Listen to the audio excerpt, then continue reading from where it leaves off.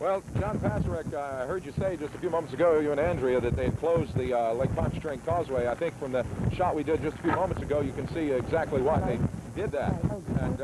And right now, we're standing back in the parking lot of the Holiday Inn in Slidell. Just a few moments ago, these trees back here were really, really blowing. Right now, as you can see, they're barely moving. What has happened is the wind has begun to shift here, and it's beginning to come out of another direction now. The rain is starting to come back down again. A few moments ago, just before you came to us, it was almost completely calm here. So we're obviously in the outer edges of this thing, and it's now starting to come from the other direction. In a few moments, we're going to be leaving from here. We're going to be moving over towards the Gulfport area to inspect some areas of reported damage, and we'll be getting back to you then. Bob, any indication at this point how severe the damage is in that area?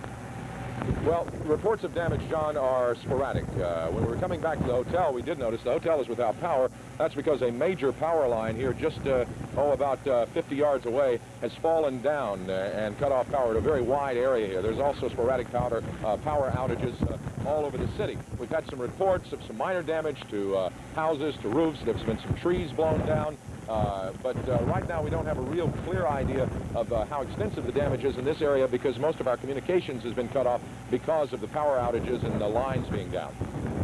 Bob, we've had some reports over in Gulfport of some tornadoes causing extensive damage there. Have you had any reports of tornadoes or the like over where you are in St. Tammany? Well, I did get a line into Civil Defense a few moments ago and talked to them about it. They have had no reports of tornadoes in this immediate area, although they have had some reports of very high winds and high wind damage. What about on the north shore of Lake Pontchartrain, where you guys did that live shot earlier? What's the situation over there? Did the water, in fact, come up like you anticipated?